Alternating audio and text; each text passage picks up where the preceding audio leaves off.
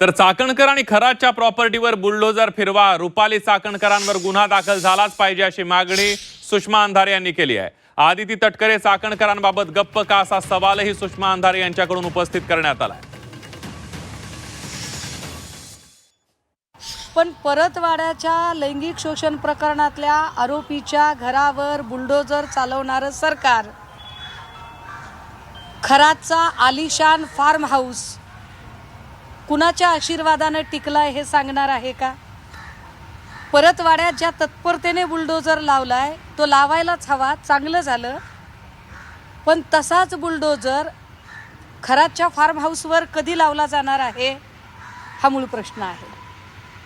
फक्त खरातच्याच फार्म हाऊसवर का हा बुलडोजर चालवावा?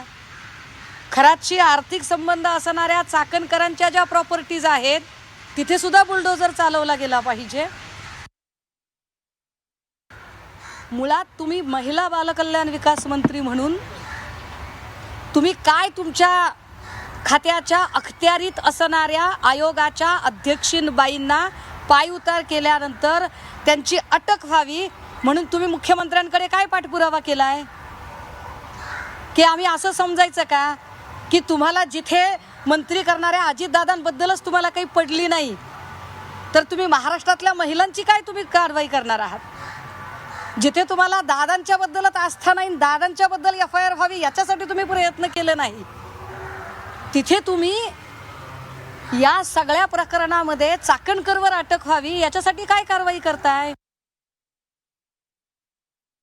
प्रतिभा चाकणकर जेव्हा 152 खात्यांमध्ये किंवा जे एकूण खाती आहेत त्यात माझी कागदपत्र बनावट वापरली असं जर म्हणत असतील तर KYC करताना OTP कुणाच्या नंबरवरून गेले?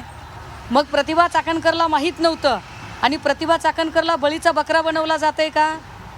कारण प्रतिभा चाकणकरपेक्षा जास्त इन्व्हॉल्वमेंट ही रुपाली चाकणकरांची आहे, पण रुपाली चाकणकरांचा राजकीय महत्त्वाकांक्षा, राजकीय मुत्सद्देगिरी याचा बळी प्रतिभा चाकणकर ठरत आहे का?